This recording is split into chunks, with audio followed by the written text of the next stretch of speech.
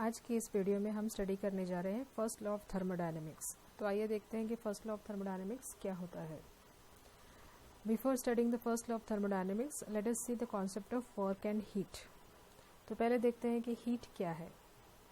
Heat is a form of energy. आप सबको पता है कि हीट जो है एनर्जी का एक फॉर्म है, और जब भी हम दो बॉडीज़ को कांटेक्ट में लाते हैं तो हीट हमेशा हायर टेम्परेचर से लोअर टेम्परेचर की तरफ मूव होता है।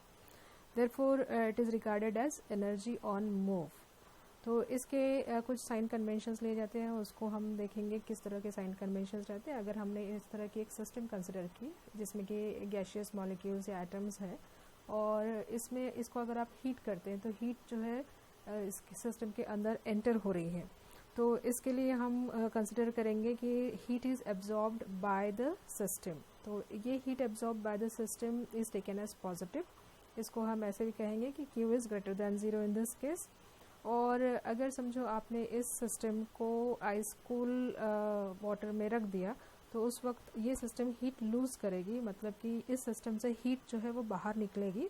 तो तब हम कहते हैं कि heat is given out by the system and it is taken as negative, और हम इसको लिखेंगे कि Q is less than 0। Now what is mean by work?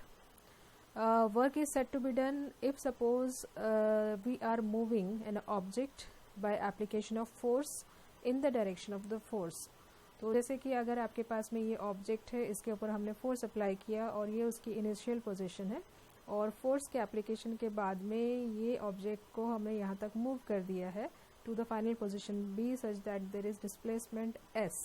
Then we say that work is done on this object and the work done is given by force into displacement.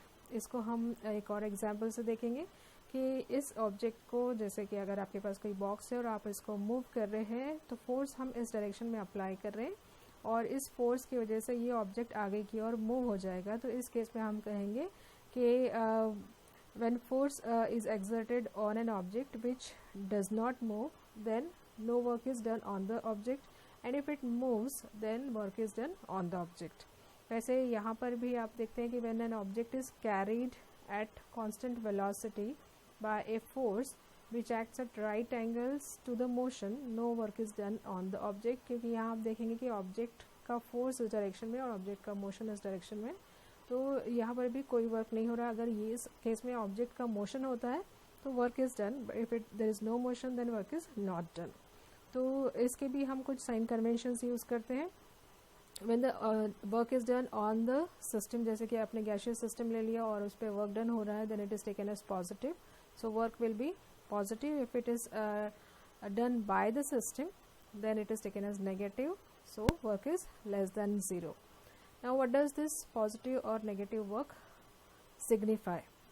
Positive work ये signify करता है कि work has been done on the system by the surroundings and it has caused an increase in the internal energy of the system।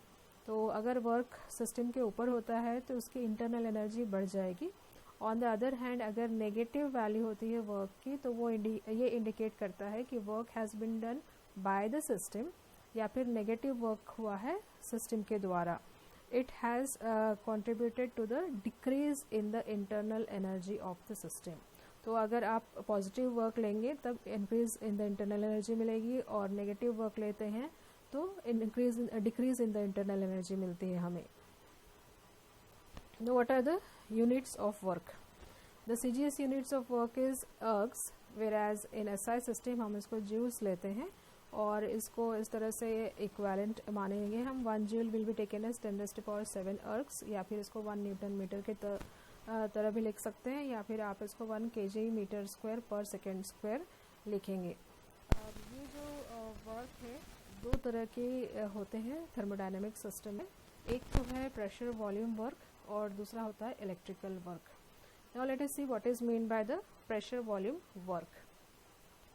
Now this type of work is significant in systems which consist of gases, जिसमें कि gases है और जिसमें volume का change हो रहा है against the external pressure. तो यहाँ पर देखिए हमने एक सिस्टम कंसिडर किया है जिसमें अगर हम इसमें गैस लेते हैं और इसको एक पिस्टन से हमने फिट किया हुआ है, तो तब और यहाँ देखेंगे कि अगर हमने इसको हीट किया इस सिस्टम को, तो प्रेशर का एप्लीकेशन जो इस डायरेक्शन में हो रहा है, इस प्रेशर के अगेंस्ट में ये जो गैसियस सिस्टम है वो एक्सपांड हो रही है थ्रू अ डिस्टेंस L। तो इसमें वर्क डन भी होगा और एक्सपांशन होता है, तो इसलिए हम इसको वर्क डन ऑफ एक्सपांशन कहेंगे। इसको 2 डायमेंशनल में हम इस तरह से शो कर सकते हैं कि हमारे पास में ये सिस्टम है और हमने इसको Q amount of heat apply किया है और पिस्टन का मूवमेंट हो गया है through a distance L। Initial volume इसका V1 है और फाइनल वॉल्यूम इसका V2 है। तो हम इसके कुछ कैलकुलेशंस कर सकते हैं, जैसे कि अगर हमने इस पिस्टन का एरिया क्रॉस सेक्शन ले लिया A और प्रेशर जो इस पर एक्सटर्नल प्रेशर जो एक्ट कर रहा है वो है P है, और हीट अप्लाई करने के बाद में इसमें जो वर्क ऑफ एक्सपांशन हुआ है थ्रू ए डिस्टेंस L ले रहे हैं, तो work of expansion will be given by force into displacement F into L। अब हमें पता है कि फोर्स और प्रेशर के बीच क्या रिलेशनशिप है, हम फोर्स को लिख सकते हैं प्रेशर इनटू एरिया। इस वजह से ये जो वर्क डन है, अब इसको आप लिख सकते हैं pressure into area into length. Now this area into length gives you the volume change. जैसे ये एरिया हो गया और इतना डिस्प्लेसमेंट हुआ लेंथ, तो ये इतना वॉल्यूम चेंज इसमें मिलेगा हमें। और ये वॉल्यूम चेंज फाइंड करने के लिए हम इस वॉल्यूम को, टोटल वॉल्यूम को इस वॉल्यूम से सब्ट्रैक्ट करेंगे, तो आपको मिलेगा V2 minus V1 and hence we can write W as equal to P into change in volume that is del V।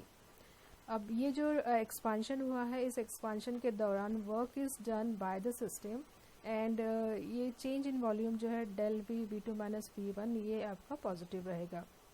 Therefore in order to satisfy the sign convention, negative sign is put in the expression for work. So we can write this as W is equal to minus P into del V। और अगर समझो ये expression आप compression के लिए लिख रहे हैं, तब भी आप लिख सकते हैं। So for compression process in which the work is done on the system, ये जो चेंज है V2 माइनस V1 है वो नेगेटिव रहेगा और इस वजह से ये सारा टर्म वर्क डन जो है वो पॉजिटिव आ जाता है and therefore it satisfies the sign conventions. So thus we see that the general expression for pressure volume work, it is written as W is equal to minus P into del V। अब हम देखेंगे first law of thermodynamics क्या है। ये एक container है, इसमें हमने वाटर ले लिया है और इसको हम हीट कर रहे हैं। तो आप पाएंगे कि शुरू में इसमें कोई चेंज आपको नज़र नहीं आएगा, बट धीरे धीरे आप देखेंगे कि नीचे के जो मॉलिक्यूल्स है, मॉलिक्यूलर लेयर, वो ऊपर की ओर उठने शुरू हो जाते हैं और कुछ देर के बाद में ये वाटर जो है वो बॉयल होने लगेगा, क्योंकि आपको पता है कि ये वाटर मॉलिक्यूल्स एनर्जी एक्वायर करेंगे, उसकी इंटरनल एनर्जी बढ़ती है, टेम्परेचर बढ़ता है, स्पीड बढ़ जाएगा और कुछ देर के बाद में बॉइलिंग पॉइंट तक वो रीच हो जाता है and the steam is produced. तो वाटर वेपर्स जो है वो प्रोड्यूस करेगा। तो ये जो फायर या हीट हम यहाँ पर जो अप्लाई कर रहे हैं वो है external heat which is applied, that is Q। और इस वजह से इसके इंटरनल एनर्जी में चेंज आ गया है। तो चेंज इन इंटरनल एनर्जी हमने डेल U के टर्म्स में लिखा है और एक्सटर्नली हमें क्या मिल रहा है, वर्क डन मिल रहा है। The work is in this case is produced in the form of energy. तो हमारे पास में 3 टर्म्स है, एक तो है del U that is change in internal energy, then we have Q that is the heat applied और supplied to the system, और W हमें है वर्क एनर्जी। इसका ये मतलब हुआ कि Q अमाउंट ऑफ हीट जब हम सप्लाई करते हैं तो उसके इंटरनल एनर्जी सिस्टम में चेंज आ रहा है और उसमें कुछ वर्क डन होता है। So Q is equal to del U plus del DW और W। So this is called as the first law of thermodynamics. अब फर्स्ट लॉ ऑफ थर्मोडायनेमिक्स को हम इस तरह से स्टेट करते हैं कि अगर समझो हमने टोटल अमाउंट ऑफ हीट जो सप्लाई किया है वो Q है, तो ये हीट सप्लाई 2 तरह से यूज़ किया जाएगा।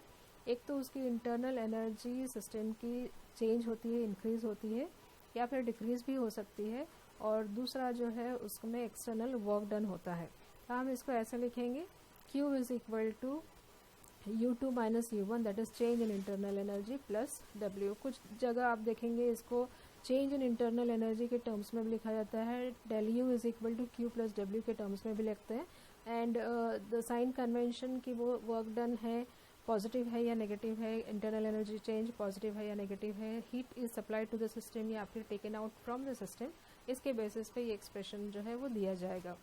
हम इस एक्सप्रेशन को small amount of heat, small amount of change in the internal energy और small amount of work done के टर्म्स में भी लिख सकते हैं। जैसे कि अगर आपने लिया D Q as the heat supplied to the system और आपने कंसिडर किया D U as the change in internal energy और डी डब्ल्यू हमने लिया work done by the system against the surrounding, तो तब हम इस एक्सप्रेशन को ऐसे भी लिख सकते हैं D Q is equal to D you plus D W.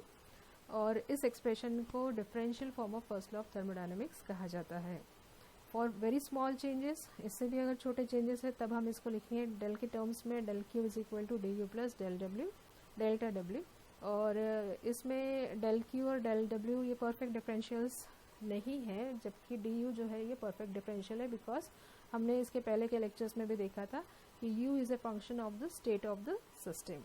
So this is how we can see what is the first law of thermodynamics. First law of thermodynamics is nothing but the it gives us the conservation of energy, the conversion of energy from one form to another form. So it is one form of the law of conservation of energy only, and that is the first law of thermodynamics. अब इस case में sign conventions हमने पहले ही देखे हैं कि positive W कब लेंगे और नेगेटिव डब्ल्यू कब लेंगे, और पॉजिटिव क्यू की वैल्यू पॉजिटिव कब रहेंगी और क्यू की वैल्यू नेगेटिव कब रहेंगी। Now let us see the significance of first law of thermodynamics. The first law of thermodynamics is applicable to any process which by which system undergoes a physical और a chemical change. तो कोई भी process जिसमें कि physical और chemical change है, इन सभी process को हम first law of thermodynamics apply कर सकते हैं। दूसरा important cheese first law of thermodynamics की ये है कि इसके वजह से हमें concept of internal energy introduce की गई है। और थर्ड हम ये बता सकते हैं कि provides method for determining the change in internal energy of the system. So this are all the significance of first law of thermodynamics. Let us see some of the limitations of the first law of thermodynamics. First law of thermodynamics does not specify the condition under which a body can use its own heat energy to produce or supply of mechanical work.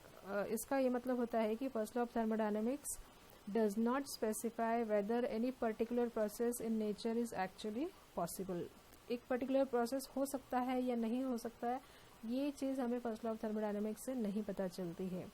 और साथ ही साथ हमें इस law से ये भी नहीं पता चलता है कि how much amount of heat energy of a body can be converted into work. It only says कि heat can be converted into work, work can be converted into heat, but it doesn't say कितना amount of heat is converted into work. So that is the limitation of the first law. Now will see the applications of the first law. Applications of first law to first will see the isothermal process. हमने इसके पहले different processes देखे थे, उसमें देखा है कि isothermal process क्या रहता है. It is a process in which temperature of the system remains constant. आपको पता है कि अगर टेम्परेचर सिस्टम का कांस्टेंट रहता है तो उसका इंटरनल एनर्जी भी कांस्टेंट रहेगा, तो इसका मतलब चेंज इन इंटरनल एनर्जी जो है वो ज़ीरो हो जाएगी. So d u will be equal to zero. If d u is equal to zero then what will be the change in first law. तो फर्स्ट लॉ हमारा था d Q is equal to D you plus D डब्ल्यू, तो ये बन जाएगा अभी d Q is equal to d डब्ल्यू, क्योंकि हमने d u equal to zero डाल दिया है. तो अब आपको मिल गया कि जितना भी आपने हीट सप्लाई किया है वो टोटल हीट जो है वो वर्क में कन्वर्ट हो गया है. तो हम ये कह सकते हैं कि आइसोथर्मल चेंज में हीट आपने ऐड की या सब्ट्रैक्ट की तो it will be equal to external work done by और ऑन द सिस्टम या फिर on the gas. Now if you take the second process, that is an adiabatic process. Adiabatic process में हमने देखा था कि इस process में heat का exchange नहीं होता है. Neither heat is allowed to enter the system nor it is allowed to leave the system. And in that case we say that the change in heat will be zero. तो मतलब dq is equal to zero हो जाएगा. अगर heat उसमें कोई enter नहीं हो रही है, leave भी नहीं हो रही है, तो तब first law of thermodynamics के हिसाब से आपको मिलेगा zero equal to du plus dw. और हम इस इक्वेशन को लिख सकते हैं d u is equal to minus d डब्ल्यू. मतलब change in internal energy is negative of the work done. मतलब क्या होगा कि एडियाबेटिक प्रोसेस में इंक्रीज या decrease in internal energy will be equal to external work done on the system और external work done by the system. So increase in internal energy will be equal to external work done on the system and decrease in internal energy will be equal to external work done by the system. So that is the second one. The third is the isobaric process. Isobaric process हमने देखा था कि isobaric process is a process which occurs at constant pressure. तो अगर constant pressure पे isobaric process हो रहा है तो उसमें क्या चेंजेस आएंगे. So let us take that Q is the heat absorbed by the system at constant pressure. और इस वजह से हमने जो एग्जांपल शुरू में लिया था उसका वॉल्यूम इंक्रीज हो रहा है V1 to V2. Then from the first law we can say that this Q will be equal to U2 minus E1 plus W. और हम इसको लिखेंगे U2 माइनस E1 प्लस, इस वर्क डन की जगह हम डाल रहे हैं P into del V that is V2 minus V1. इसको खोल कर इस ब्रैकेट को ओपन करके हम इसको रीअरेंज करेंगे और हम इसको लिखेंगे U2 plus PV2 minus E1 plus PV1. और इस टर्म की जगह हम H से रिप्रेजेंट करेंगे और इसको लिखेंगे हम H2 minus H1. Now this quantity H which is given by U plus PV is called as the enthalpy of the system. और ये जो एंथैल्पी है it is also called as the heat function at constant pressure. तो इस तरह से हमें इस एक्सप्रेशन में मिलता है Q that is the heat supplied can also be written in terms of change in enthalpy. अब हम देखेंगे आइसोकोरिक प्रोसेस. आइसोकोरिक प्रोसेस जैसे कि वॉल्यूम कांस्टेंट रहता है इसमें, और इस सिस्टम में अगर आप कोई प्रोसेस कैरी आउट करते हैं जिसमें वॉल्यूम कांस्टेंट है, इसका मतलब कि V2 माइनस P1 हमने अभी जो पीछे देखा था work done will be equal to 0 because P2 minus P1 will be equal to 0. तो फर्स्ट लॉ आपका बन जाएगा dQ is equal to du. इसका मतलब ये हुआ कि जितना भी हीट आपने सप्लाई किया टोटल जो है वो इंक्रीज इन इंटरनल एनर्जी के टर्म्स में उसमें आ जाएगा. So work done in this case will be 0. Now if we take a non isolated system. Now what is a non isolated system? is we know that a system and a surrounding together form a universe. तो हमने thermodynamic terms जब consider किए थे उसमें देखा था कि system, surroundings और यूनिवर्स क्या होता है. और अगर आपने एक नॉन आइसोलेटेड सिस्टम लिया तो उसमें हीट जो है वो ट्रांसफ़र होगी सिस्टम और सराउंडिंग्स इन दोनों के बीच में. So when heat dQ is supplied to the system, its internal energy increases by du and it performs an external work dW. तो dQ हीट अगर आपने सप्लाई की है सिस्टम को तो उस वक्त उसकी इंटरनल एनर्जी du से चेंज हो जाएगी और वर्क डन जो है dW से मिलेगा. तो आप इसको du के टर्म्स में लिख सकते हैं du is equal to dQ minus dW. So this gives the change in internal energy of the system. मतलब ये सिस्टम का इंटरनल एनर्जी चेंज है. और इस केस में dQ आपका पॉजिटिव है because heat enters the system, और dW जो है वो आपका वो भी पॉजिटिव है because dW is positive since work is done by the system. अब यही चीज़ फर्स्ट लॉ जो है सराउंडिंग्स पे अप्लाई करें, क्योंकि सिस्टम आपने ले लिया, सिस्टम के साथ में सराउंडिंग्स भी है. तो अगर हीट सिस्टम के अंदर एंटर हो रही है इसका मतलब सराउंडिंग से हीट जो है वो रिड्यूस हो जाएगी. Work is done by the system, इसका मतलब work will be done by the on the surroundings. तो फर्स्ट लॉ हम अप्लाई करेंगे सराउंडिंग्स के ऊपर में. सो सराउंडिंग्स जो है वो हीट लूज कर रही है. dQ is the amount of heat lost by the surroundings and dW is the work received by the surrounding. So it is the work done on the surrounding. तो इसलिए dQ and dW जो है दोनों भी surrounding के लिए negative हो जाएंगे. तो हम लिखेंगे dQ and dW they are both negative for the surroundings. तो अब हम फाइंड करेंगे change in internal energy of the surrounding. तो सराउंडिंग की इंटरनल एनर्जी कितनी चेंज होती है? Let us take it as du dash. तो du dash will be equal to minus dQ minus of minus dW, क्योंकि dQ और dW दोनों भी सराउंडिंग्स के लिए नेगेटिव है. तो तब आपको ये मिल जाएगा this is plus dW, I am writing it here. So dW minus dQ. तो नेट चेंज अब अगर हमें इंटरनल एनर्जी का फाइंड करना है पूरे यूनिवर्स के लिए for the system and the surroundings together, तो हम दोनों की इंटरनल एनर्जी जो चेंज है उसको ऐड करेंगे. मतलब du plus du dash, this is the change in internal energy of the system and this is the change in internal energy of the surroundings. अब इसमें डाल देते हैं हम लोग du जो है dQ माइनस dW है और du डैश जो है dW माइनस dQ है. इसको आप एक्सपांड करेंगे तो आप पाएंगे कि ये जो चेंज है वो 0 हो जाएगा. So it means that the net change in internal energy is always 0. तो इस तरह से नॉन आइसोलेटेड सिस्टम अगर आप लेते हैं या फिर इंटरनल एनर्जी ऑफ यूनिवर्स हमें फाइंड करना है तो हम इसको भी फाइंड कर सकते हैं. और हमने देखा कि हम first law of thermodynamics different systems को अप्लाई कर सकते हैं। आगे वाले लेक्चर्स में हम स्टडी करेंगे derivation of work done during isothermal and adiabatic process, and that is all for today.